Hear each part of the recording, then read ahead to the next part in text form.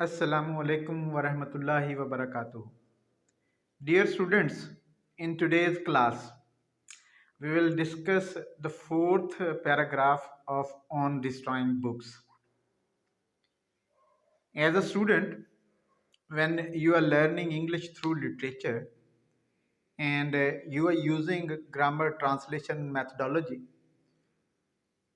for your learning, it is necessary that you make the full use of this technique and this methodology. Now, how will you make the full use of this technique and technology? You should be very much clear about it. First of all, whenever you come across a paragraph, a new paragraph, you should look at the paragraph in a very general way. You should have a bird eye view, of the paragraph. What does it mean? It means you should glance at the paragraph, and then you should try to guess how many sentences could be in that paragraph. And it is always a very good practice if you count the number of sentences in that paragraph. Why is it useful? It gives you an idea how long paragraphs master writers write when they write on some topic. Of course, when you yourself will be writing, you will be trying to copy those master writers in many things. And one of the things can be the number of sentences per paragraph. Well, once you have counted the number of sentences per paragraph, the second thing you should do is that you should go through the sentences of the paragraph one by one and see how those sentences have been constructed. Generally, when you go through the first sentence of the paragraph written by a master writer, you come to know what you are going to read in that paragraph. And the sentences you will be reading, or the sentences you read when you are reading writings of master writers, they are rather lengthy, they are rather long. And first sentence generally gives you an idea what what are the things the writer has covered in that sentence. Well, you break that sentence into its relevant clauses, and then you break different clauses into subjects and predicates. This kind of analysis also prepare you for your own writing. By looking at different sentences, you come to know that when master writers write, they write different kinds of sentences. They mix different kind of sentences within the same paragraph. Well, what you are to note when you are going through different sentences of the paragraph, you are to see how writer has interconnected different sentences in his paragraph. Generally, the first sentence of the paragraph links this paragraph to the earlier paragraph. Last sentence of the paragraph connects that paragraph to the paragraph which is going to come. Well, on the one hand, it concludes the argument. It concludes the argument of that particular paragraph.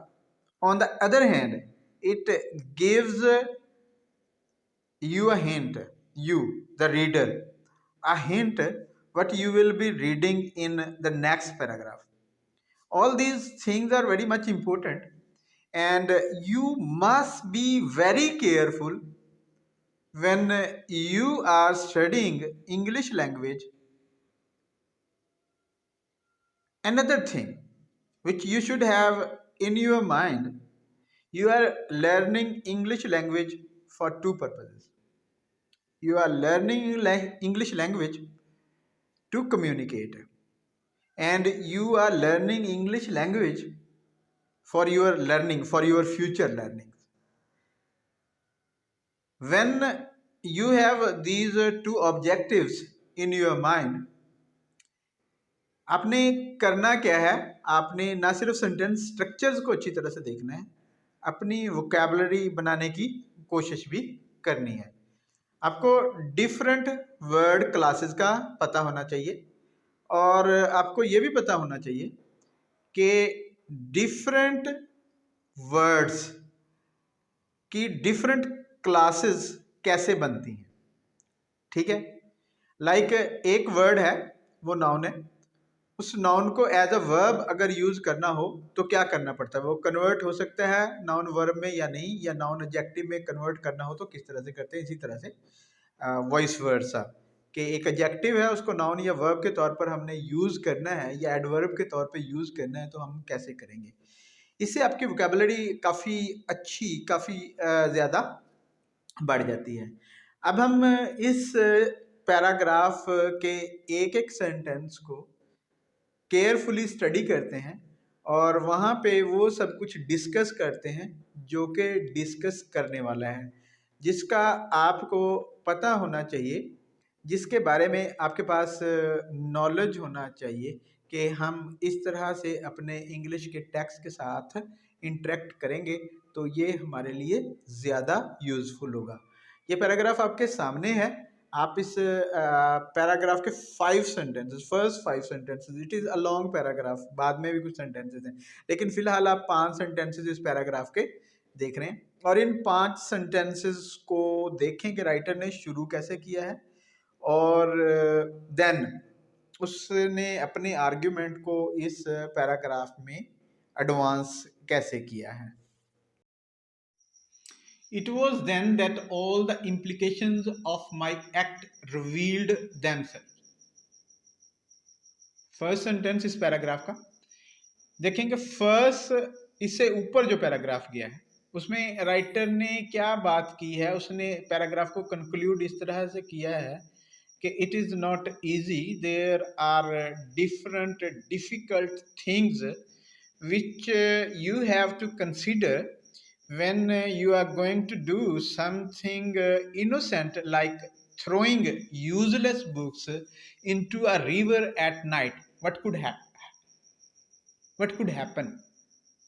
What could have happened? क्या हो सकता था या क्या हो सकता है। ठीक है, अब ये फर्स्ट पैराग्राफ बड़ा आइडियल टॉपिक सेंटेंस के अब आपको आइडिया हो जाएगा पूरे पैराग्राफ में राइटर किस चीज के बारे में बात करेगा। Then he advances with his narrative, अपने नैरेटिव के साथ वो आगे बढ़ता है and tells the story I leaned against. Okay, first sentence में कोई डिफिकल्ट वर्ड्स ऑफ वोकैबुलरी, एक principal clause, that clause, complex sentence, इस किस्म के सेंटेंसेस को हम बोलते हैं। एंड देन इम्प्लीकेशंस, पेचीदगियां, हाँ, of my act, revealed appear, नमूदार होना, जाहिर होना। I leaned against the parapet. अब ये इस क्लॉज को देखें, आई लीन्ड अगेंस्ट, लीन्ड क्या होता है, बेंट, झुकना, ठीक है। अगेंस्ट द पैरापेट, पैरापेट क्या होता है, वो वॉल जो दरियाओं के साथ अमूमन बनी होती है। If the river goes through a city, and looked down into the faintly luminous swirls of the river. एक कंपाउंड सेंटेंस, वर्ब्स को राइटर ने किस तरह से कंपाउंड किया है ये आपने देखना है. Leaned and looked, in verbs को कंपाउंड किया है. और ऑफ कोर्स इसका सब्जेक्ट भी आई, तो कंपाउंड सेंटेंस है. वैसे दो क्लॉजेज इसमें आप कह सकते हैं कि दो क्लॉजेज हैं. एंड यहाँ पे आपने वो चीज़ नोट करनी है जो आप बार बार नोट करते आ रहे हैं कि अगर वर्ब का सब्जेक्ट एक ही है और आप कोई कोऑर्डिनेटिंग कंजंक्शन यूज कर रहे हैं तो सेकंड क्लॉज में it is not necessary that you use the subject of the verb. And then difficult word देखें इसमें, फेंटली. फेंटली वैसे क्या है ये वर्ड क्लास के लिहाज से? Adjective, adverb. And then luminous. ठीक है, एडवर्ब काफ़ी सारे काम करता है, काफ़ी सारे फंक्शन प्ले करता है एक सेंटेंस. उन फंक्शंस में से एक फंक्शन एडजेक्टिव के बारे में कुछ एक्स्ट्रा इंफॉर्मेशन देना है. यहाँ पे ल्यूमिनस एडजेक्टिव है और फेंटली इसके बारे में इंफॉर्मेशन दे रहा है. तो एडवर्ब के बहुत सारे फंक्शंस, काफ़ी सारे फंक्शंस प्ले करते हैं एडवर्ब्स. उनमें से एक एडजेक्टिव के बारे में कुछ ज़्यादा इंफॉर्मेशन दे. फेंटली मध्यम. अब आप देख सकते हैं कि ये adjective and adverb when they are used appropriately किस तरह से ये आपकी राइटिंग की इफेक्टिवनेस को इंक्रीज कर देते हैं, किस तरह से आपकी राइटिंग की इफेक्टिवनेस को बढ़ा देते हैं. तो ये चीज़ नोट करने वाली है, आपने कॉन्स्टेंटली इस चीज़ को नोट करना. स्वर्ल्स, करंट्स, बहाव ऑफ द रिवर. हाँ, के नीचे देखा वो मध्यम पानी जो नज़र आ रहा था दरिया का. ठीक है जी. नेक्स्ट सेंटेंस को देखें, कोई प्रॉब्लम नहीं है इस सेंटेंस में. ऊपर वाले सेकंड सेंटेंस को, suddenly I heard a step near me. बड़ी ब्यूटीफुल क्लॉज, लेकिन बड़े सिंपल किस तरह से कंस्ट्रक्शन इसकी देखें. Suddenly I heard a step near me, अचानक मुझे अपने करीब कदमों की आवाज़ सुनाई दी. अब नेक्स्ट क्लॉज को देखें कि कितनी dramatic. Quite automatically I sprang back from the wall and began walking on with, I fervently hoped, an air of rumination and unconcern. यहाँ पे ये सेंटेंस कंप्लीट होता है. लेकिन देखें फर्स्ट क्लॉज, देन एक कोऑर्डिनेटिंग क्लॉज, और इस कोऑर्डिनेटिंग या इंडिपेंडेंट क्लॉज इसको पंक्चुएशन सेमीकोलन के जरिए अलग किया गया है दूसरी क्लास से. क्वाइट ऑटोमेटिकली, अभी again adverb and adverb, quite automatically दोनों एडवर्ब हैं. और एडवर्ब का हम फंक्शन एक पढ़ चुके हैं कि एडवर्ब के बारे में भी कोई इन्फॉर्मेशन देता है. आई स्प्रैंग बैक. अब ये स्प्रिंग बैक या वर्ब, स्प्रिंग को एज अ वर्ब यूज करना. स्प्रिंग जनरली क्या होता है, नाउन है, और स्प्रिंग एक चीज़ है जिसे हम यूज़ करते हैं एट डिफरेंट प्लेसेस, और उसमें मशीनरी में ज़्यादातर ये, लेकिन इसको एज अ वर्ब यहाँ पे यूज़ करना कि ये स्प्रिंग बहुत तेज़ी से आगे पीछे होते हैं. तो अब इस वर्ड का किस तरह से राइटर ने यूज़ किया है, appropriate words for appropriate meaning, ये बहुत इंपॉर्टेंट चीज़ होती है. इस बात का आपने ख्याल रखना है. और मास्टर राइटर्स को जब भी आप स्टडी कर रहे हो तो उनके वर्ड्स को आपने देखना है कि how appropriately they use different word. I sprang back from the wall and began walking on with I fervently hoped. अब ये आई फर्वेंटली होप्ड एक क्लॉज राइटर ने बीच में डाली, तो क्या फंक्शन है इसका, an air of rumination and unconcern. ठीक है, ये रूमिनेशन क्या होता है, सोच, यानी अपने आप को उसने शो किया कि वो किसी सोच में मगन है. एंड अनकंसर्न, केयरलेसनेस, लापरवाही से, यानी उसने दोबारा लापरवाही से चलना शुरू कर दिया. बहरहाल इस सेंटेंस को अगर आप पूरे सेंटेंस को देखते हैं तो a beautiful and balance sentence, कोई मुश्किल नहीं लगता कोई वर्ड भी इसमें. Automatically of course you know its meanings. हाँ, machine like a machine. Spring back, again अचानक जब आप पीछे हटते हैं. स्प्रिंग अहेड क्या हो जाएगा, आप अचानक बहुत तेजी से आगे बढ़ते हैं. और उसके बाद फर्वेंटली है, फर्वेंटली इंटेंसली, यानी बहुत ज़्यादा शिद्दत से. रूमिनेशन मैंने पहले बता दिया, सोच, thinking mood, unconcern, carelessness. And then next sentence देखें, the pedestrian came by me without looking at me. अब ये नेक्स्ट क्या मतलब था, उसने किसके कदमों की आवाज़ सुनी थी? वो पैदल चलने वाला था। पेडिस्ट्रियन किसे बोलते हैं? पेडिस्ट्रियन किसको बोलते हैं? जो पैदल चल रहा हो। केम बाय मी, वो मेरे पास आया। अब ये बाय प्रेपोजिशन किस तरह से यूज़ हुई है ख्याल रखना। विदाउट लुकिंग एट मी, अब ये प्रेपोजिशनल फ्रेज मैं बार बार हर लेसन में कह रहा हूँ कि ये different kind of phrases, they are very much important. Writers इनको यूज़ करते हैं, इनके स्ट्रक्चर पे आपने गौर करना है। और इस प्रेपोजिशनल फ्रेज की स्ट्रक्चर अगर आप देखते हैं तो preposition plus participle plus preposition and then pronoun, noun भी हो सकता था। तो ये एक प्रेपोजिशनल फ्रेज कंस्ट्रक्ट करने का मेथड है। नेक्स्ट सेंटेंस देखें, it was a tramp who had other things to think about.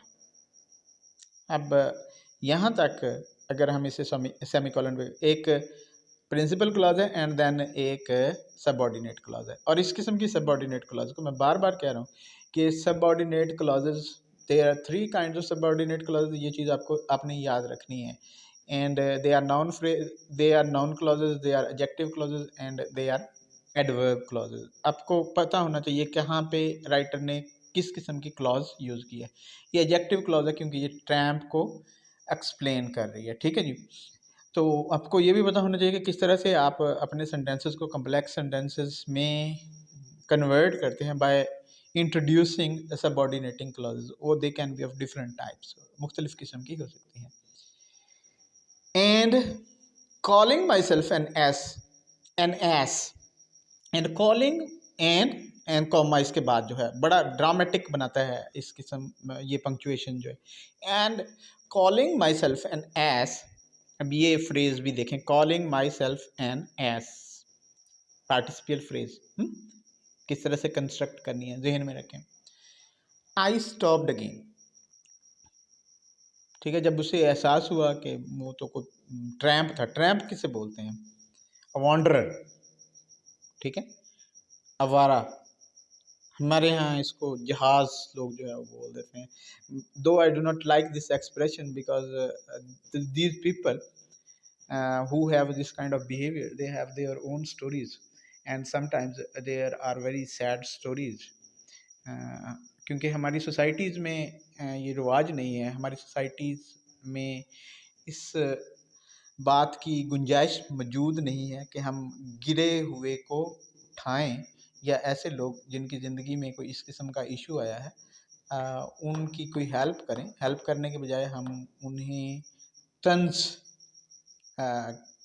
उन पे तंज करते हैं, उनको हकारत की निगाह से देखते हैं। जो लोग इस किस्म का बिहेवियर का शिकार हो जाते हैं, देयर इज़ सम रीज़न, और जो किसी लम्हे पर जिसको रोका जा सकता था, जो which was preventable at some stage. लेकिन अगर अब वो प्रिवेंटेबल नहीं है तो इस किस्म के लोगों से नफ़रत या हकारत की नज़र से इनको देखना, I don't believe this is a right thing. बहरहाल आपने इन 5 सेंटेंसेस को देखा।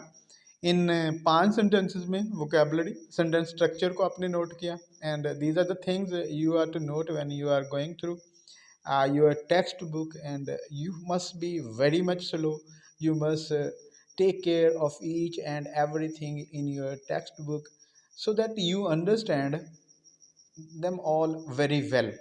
और जब आपकी अंडरस्टैंडिंग बढ़ती रहती है तो एक स्टेज ऐसी भी आ जाती है जहाँ पे आप लैंग्वेज क्रिएट करना आपके लिए आपको इजी लगता है कि अब आप लैंग्वेज क्रिएट कर सकते हैं।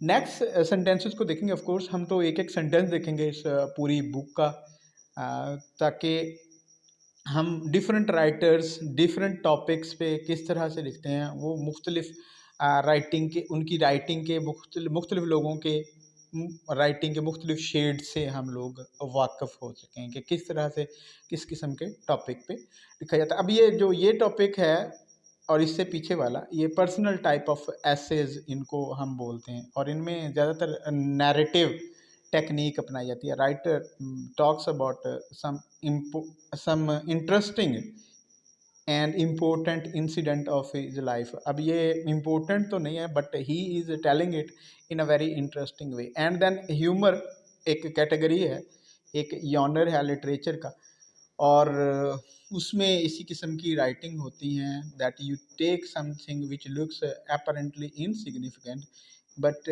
You talk about that thing in a very interesting way. आप बड़े दिलचस्पी से उसके बारे में बात करते हैं। तो नेक्स्ट सेंटेंसेस देखते हैं, then of course will be talking about them as we. Now for it, I thought, but just as I was preparing to cast my books upon the waters, I heard another step, slow and measured one. ठीक है, अब इस sentence को अगर आप देखते हैं तो फर्स्ट ऑफ ऑल तो ये first phrase now for it, इसको राइटर ने कोटेशन मार्क्स में लिखा है।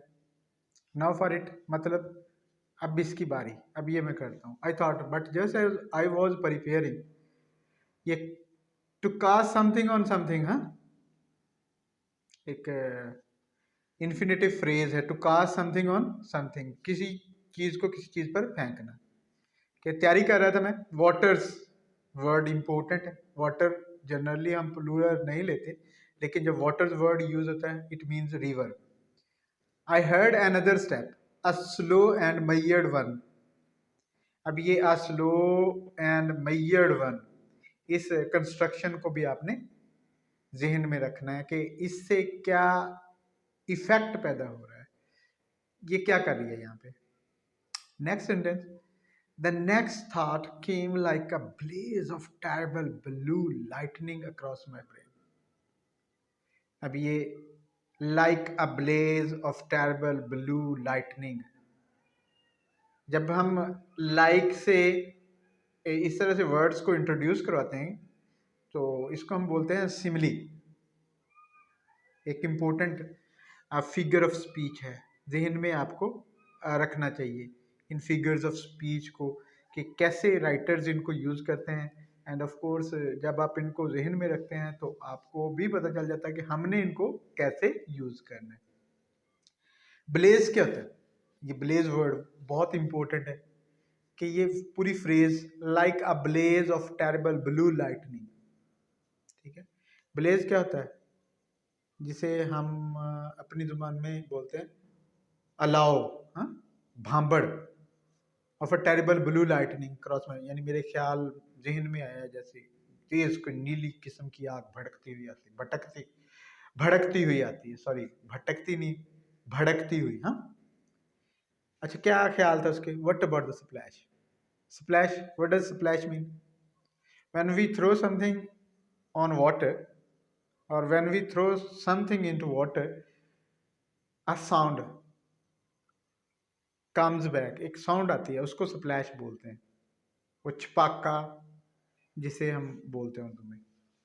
अच्छा अब आगे वो एक्सप्लेन कर रहा है, a man leaning at midnight over the embankment wall, a sudden fling of his arms, a great splash in the water.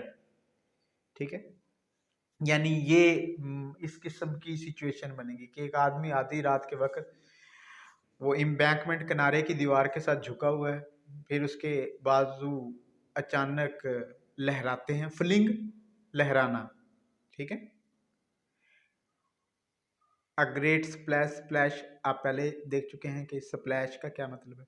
मतलब इन सेंटेंसेस को ऊपर वाले सेंटेंसेस से लिंक करें तो आपको ये तो आइडिया हो जाएगा कि they are not very difficult sentences, vocabulary इतनी ज़्यादा मुश्किल नहीं है। अगर मुश्किल भी है आपके लिए फर्स्ट टाइम आ रहा है तो आप अभी से इसको प्रिपेयर करना शुरू कर देंगे। जैसे जैसे आप वोकैबुलरी प्रिपेयर करते चले जाएंगे आप देखेंगे कि आगे जैसे जैसे आप पढ़ते चले जाएंगे आने वाले वर्ड्स की फ्रीक्वेंसी, न्यू वर्ड्स की फ्रीक्वेंसी कम से कम होती चली जाएगी, कि आप देखोगे कि नए वर्ड अब कम से कम आ रहे हैं अगर आप इनको अच्छी तरह से जहन में रख रहे हो, इन वर्ड्स को अपनी मेमोरी में स्टोर कर रहे हो, इनके मीनिंग को स्टोर कर रहे हो।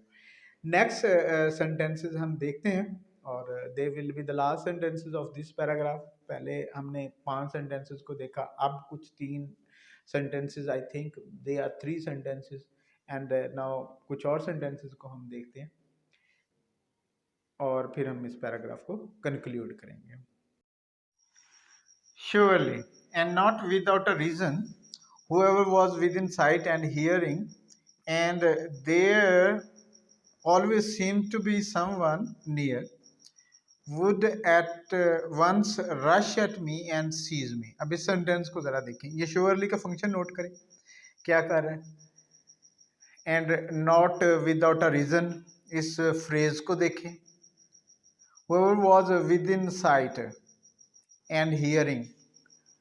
अब ये whoever was within sight and hearing किस किस्म की फ्रेज है, ठीक है। और यहाँ से आपको पता चल जाएगा कि इस नॉन फ्रेज को यहाँ पे एडजस्ट करने के लिए राइटर ने ये नॉट विदाउट रीजन की फ्रेज को सेंटेंस के बिगिनिंग में रख दिया। तो rush at me and seize me, would at once rush at me and seize me, ठीक है। अब इस नॉट विदाउट अ रीजन इस फ्रेज को at the end of the sentence भी रखा जा सकता था, लेकिन क्या क्या इफेक्ट में क्या फर्क आना था, ये चीज नोट करनी है आपने। And there always seem to be, ये ब्रैकेट का यूज वंस मोर देखें कि राइटर्स ब्रैकेट कैसे यूज करते हैं, पैरेंथेसिस कैसे यूज करते हैं। नेक्स्ट सेंटेंस देखें, सीज, ओके डिफिकल्ट वर्ड देख लेते हैं पहले यहाँ पे जाने के, अगले सेंटेंस में जाने से पहले, ठीक है। तो सीज ही है, सीज क्या होता है, पकड़ लेना, catch, to catch someone. In all probability they would think it was a baby. अब ये प्रपोजिशनल फ्रेज शुरू में लेके आने का क्या फायदा, इन ऑल प्रोबेबिलिटी, प्रोबेबिलिटी क्या होता है, इम्कान, जो चीज मुमकिन हो। दे would think it was a baby. अब ह्यूमरसली राइटर ने एक बहुत ही अगली fact of modern societies show किया है इस क्लॉज में, इस सेंटेंस के इस पार्ट में या इस सेंटेंस में, क्या कि there are people who go out at night and throw new born babies into the river to get rid of them. इस किस्म के केसेस होते हैं। और इन बच्चों को क्यों फेंका जाता है, ऑफ कोर्स इसके पीछे एक बहुत लंबी स्टोरी है, आप इसको समझ सकते हैं क्या होता है। अच्छा, नेक्स्ट सेंटेंस, अब दो he is everything in this ऐसे इज वेरी मच ह्यूमरस, लेकिन ह्यूमर को जो सोशल ईवल्स होती हैं, जो सोशल शॉर्ट कमिंग्स होती हैं, उनको हाईलाइट करने के लिए भी यूज किया जाता है। अब ये this is something very sad about human beings, कि बच्चों को दरिया में लोग फेंक देते हैं, और जनरली इस किस्म का काम करने के लिए वो रात के पिछले पहर को यूज करते हैं, when everybody is sleeping, when everyone is sleeping. अच्छा, अब नेक्स्ट वो ऑफ कोर्स अपनी ह्यूमरस वेन को कंटिन्यू रखता है। What on earth would be the good of telling a London constable that I had come out into the cold and come down alone to the river to get rid of a pack of poetry। अब यानी कोई फायदा नहीं होगा, police वालों पे जो है वो एक स्टायर है, पुलिस वालों पे तंज है, क्रिटिसिज्म है कि they do not believe innocent peoples, generally innocent people, उनको वो यकीन नहीं करते आसानी से किसी भी चीज़ कि वो पुलिस वाला, पुलिस का कांस्टेबल इस बात पे यकीन नहीं करेगा कि राइटर रात के इस पहर दरिया में इस किस्म की सर्दी में शायरी की कुछ किताबें हैं उनसे निजात हासिल करने के लिए आया था। ऑफ कोर्स ये क्रिटिसिज्म है on policeman and policemen everywhere in the world and particularly in London. So I could almost hear his gruff sneering laugh, ठीक है। अब ये I could almost hear his gruff क्या होता है, रफ खुरदरी, sneering हकारत अमेज, लॉफ फंसी आपको पता है। You tell that to marines my son. यानी क्या है कि पुलिस वाले अपने आप को बहुत ज़्यादा इंटेलिजेंट समझते हैं, और जब वो अपने आप को इंटेलिजेंट समझते हैं, वो समझते हैं कि everyone is trying to dodge them, वो उन्हें धोखा देने की कोशिश कर रहे हैं। एंड ये पुलिस वाले के जहन में हमेशा होता है कि criminals always try to dodge them, and because of this thing in their mind they do not believe even the innocent people. वो मासूम लोगों पे भी यकीन नहीं करते। तो ये लाइनें, नेक्स्ट ये लास्ट सेंटेंस, ये एक किस्म की क्रिटिसिज्म है ऑन द पुलिसमैन। और उससे ऊपर जो है वो मैंने पहले बताया आपको एक अगली फैक्ट, लेकिन ये राइटर ने ह्यूमर, अपने ह्यूमर के ज़रिए इस सारी पूरी चीज़ को किस तरह से लाइट रखा है, ये चीज़ नोट करने वाली है।